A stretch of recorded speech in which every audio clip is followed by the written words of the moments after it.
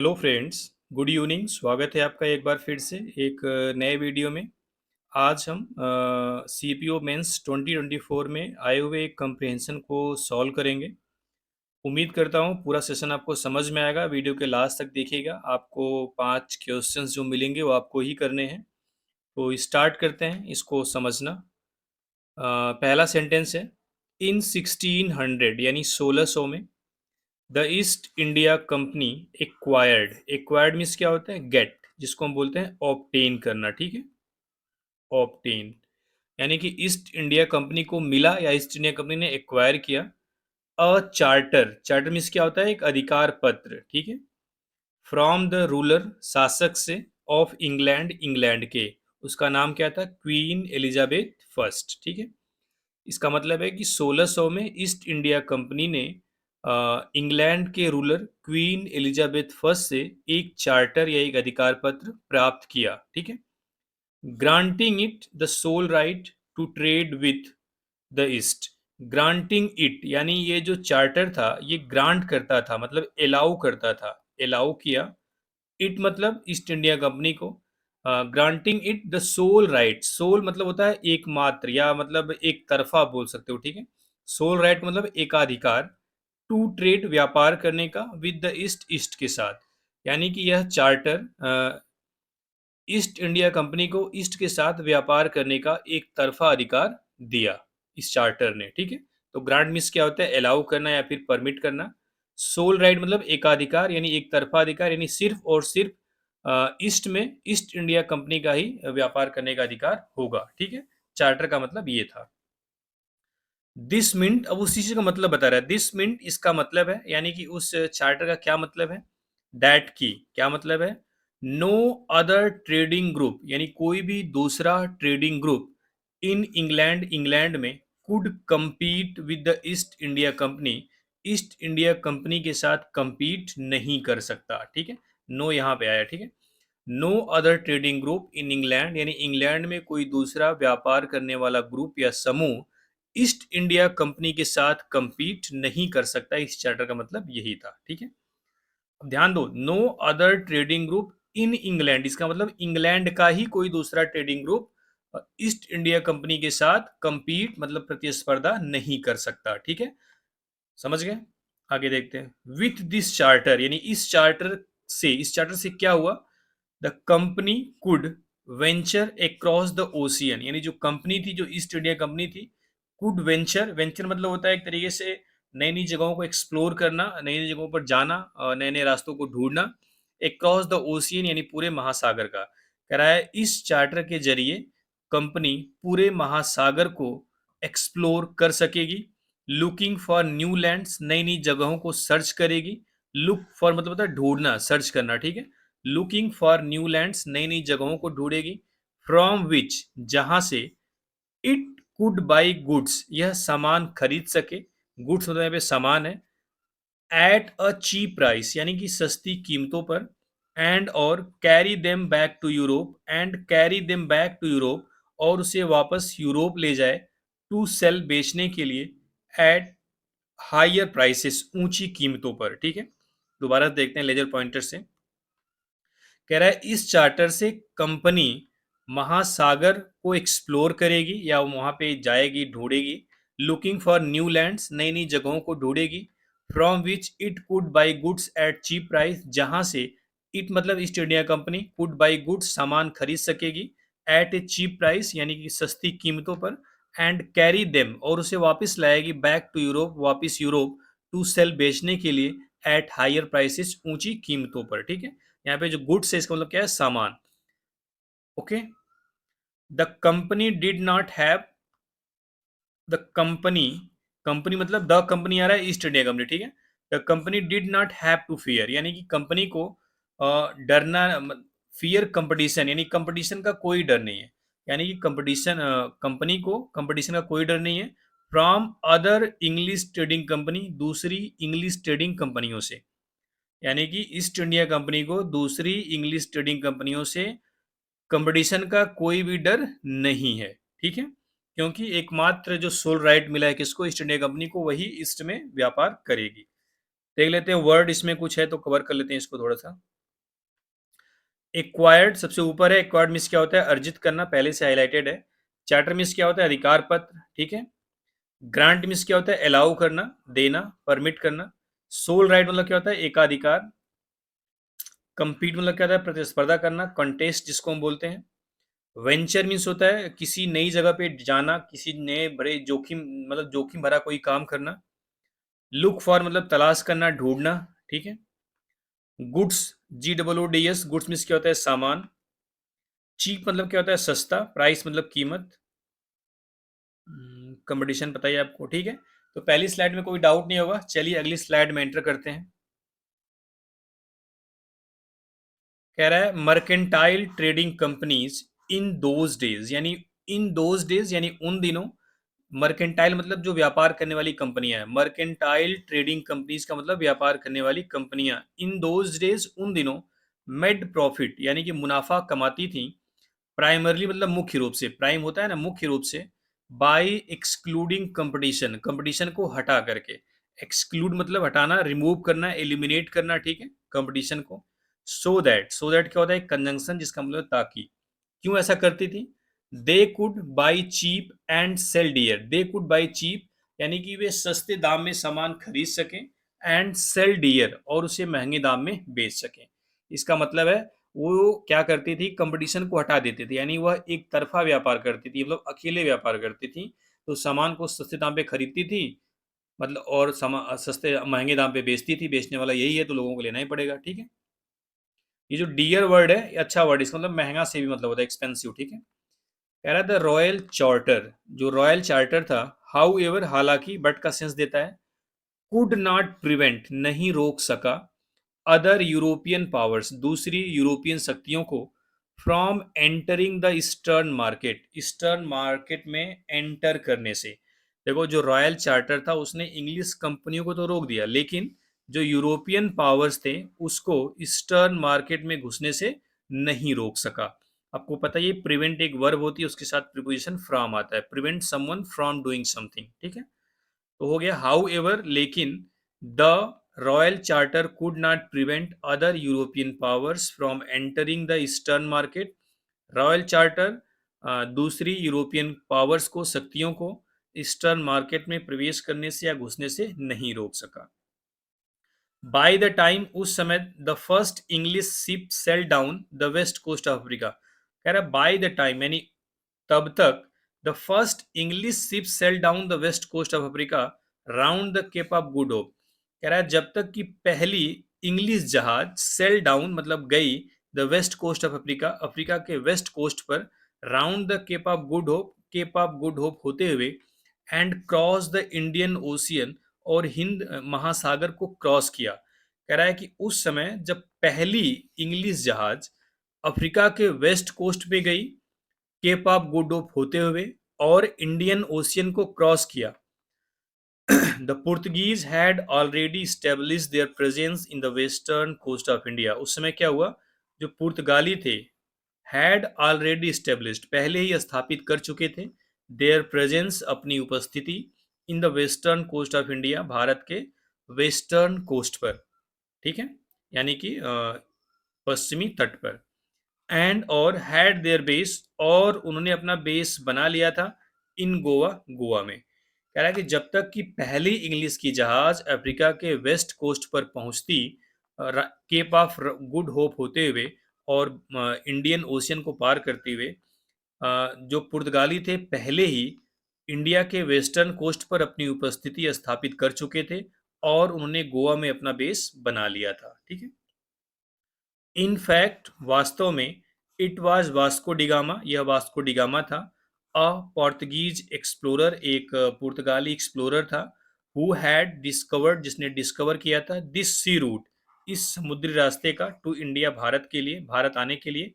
इन 1498 में। कह रहा है कि यह वास्को डिगामा था, एक पुर्तगाली एक्सप्लोरर एक्सप्लोरर जो 1498 में भारत आने वाला जो समुद्री रास्ता था उसको डिस्कवर किया था। डिस्कवर मीन्स क्या होता है? खोज करना, डिस्कवर। एक वर्ड और आता है इन्वेंट। आप कंफ्यूज हो सकते हो, पहले वर्ड ये क्वेश्चन आते थे एसएससी में, ठीक है। डिस्कवर मीन्स क्या होता है? खोज करना। इन्वेंट मीन्स भी खोज करना होता है या आविष्कार करना, ठीक है। तो आविष्कार आप उन चीज़ों को करते हैं जो पहले से नहीं है, उसको क्या बोलते हैं, इन्वेंट करना। जो चीज़ पहले से है उसको आप सिर्फ ढूंढ रहे हैं उसको बोलते हैं डिस्कवर करना। जैसे कि वास्को डिगामा ने किया था किसका, सी रूट का, ठीक है। सी रूट पहले से था, उसको बस डिस्कवर किया कौन, वास्को डिगामा। अगर ये रूट पहले से नहीं होता उसको बनाता तो होता इन्वेंट, ठीक है। तो इन्वेंट मतलब आविष्कार करना, कोई चीज पहली बार बनाना। डिस्कवर मतलब कोई चीज जो पहले से है उसको ढूंढना, ठीक है। देखते हैं कुछ वर्ड तो कवर कर लेते हैं। मर्केंटाइल मीन्स क्या होता है, रिलेटेड टू ट्रेड, ठीक है, व्यापार से संबंधित। प्राइमरली मतलब क्या होता है, मुख्य रूप से। एक्सक्लूडिंग मतलब हटा करके, ठीक है, यानी कि अपने कंपटीशन कंपटीटर को हटा करके। डेयर मीन्स क्या होता है, महंगा। प्रिवेंट मीन्स होता है रोकना। सेल डाउन मतलब तैर कराना। सेल डाउन मतलब क्या होता है, तैरना। जैसे जहाज जब पानी में चल रही होती है तो उसके लिए हम वर्ब इस्तेमाल करते हैं सेल डाउन, ठीक है। इस्टेब्लिश मतलब स्थापित करना। एक्सप्लोरर मतलब होता है ढूंढने वाला, नए नए रास्तों को ढूंढने वाला, ठीक है। डिस्कवर मीन्स क्या होता है, खोज करना। इनफैक्ट मीन्स क्या होता है, वास्तव में, ठीक है। अगली स्लाइड में देखते हैं। कह रहा है by the early 17th century, यानी कि 17वीं शताब्दी के शुरुआत में, द डच यानी जो डच थे, टू मतलब भी, were exploring the possibilities of trade in the Indian Ocean. कह रहा है कि 17वीं शताब्दी की शुरुआत में डच भी हिंद महासागर में व्यापार की संभावनाओं को एक्सप्लोर कर रहे थे, ढूंढ रहे थे, ठीक है। ट्रेड यहाँ पे क्या है आपका, नाउन है, ऑफ का ऑब्जेक्ट है। कह रहा है कि 17वीं शताब्दी की शुरुआत में डच भी इंडियन ओशियन यानी भारतीय महासागर में या हिंद महासागर में व्यापार की संभावनाओं को ढूंढ रहे थे, एक्सप्लोर कर रहे थे। सून और जल्द ही the French traders arrived on the scene. तभी क्या होता है, जल्द ही फ्रेंच व्यापारी भी यहाँ पे आ जाते हैं, यानी इसमें आ जाते हैं व्यापार के नजरिए से। The problem was that, problem यह थी दैट कि all the companies were interested, यानी कि सारी कंपनियां, जितनी भी कंपनियां आ रही थी इंडियन हिंद महासागर में, ऑल द कंपनीज सारी कंपनियां वर इंटरेस्टेड थी in buying the same thing, एक ही चीज को खरीदने में। यानी कि वही चीज खरीदने में सारी कंपनियां क्या थी, इंटरेस्टेड थी। The fine qualities of cotton and silk produce in India had a big market in Europe. देखो ये जो हैड है यहाँ पे मेन वर्ब है, ठीक है, इसके बाद कोई वर्ब नहीं आई हुई है। तो फाइन क्वालिटीज ऑफ कॉटन, यानी कॉटन की जो अच्छी क्वालिटी है, और सिल्क प्रोड्यूस इन इंडिया, और भारत में जो प्रोड्यूस किया हुआ सिल्क है, हैड अ बिग मार्केट, उसका एक बड़ा बाजार था, इन यूरोप, यूरोप में। कह रहा है कि यूरोप में एक बड़ा बाजार था किसका, उच्च क्वालिटी के कॉटन का, और भारत में प्रोड्यूस किए गए सिल्क का, ठीक है। Pepper, cloves, cardamom, cinnamon, too were in great demand. ये सारे मसाले हैं चारों, ठीक है। पेपर का मतलब क्या होता है, काली मिर्च। क्लोव्स मतलब होता है लौंग। कार्डामोम मतलब होता है इलायची। एंड साइनामोम मतलब दालचीनी।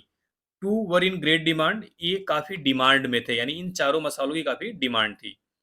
Competition amongst the European companies inevitably pushed up the prices at which these goods could be purchased, and this reduced the profit that could be earned.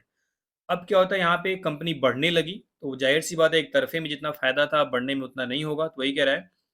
Competition amongst the European company, यानी European company के बीच जो competition था, inevitably मतलब बिल्कुल अवश्य, अनिवार्य रूप से, पुश्ड अप द प्राइसेस, कीमतों को बढ़ा दिया, एट विच जिस कीमत पर, these goods could be purchased इन सामानों को खरीदा जा सकता था।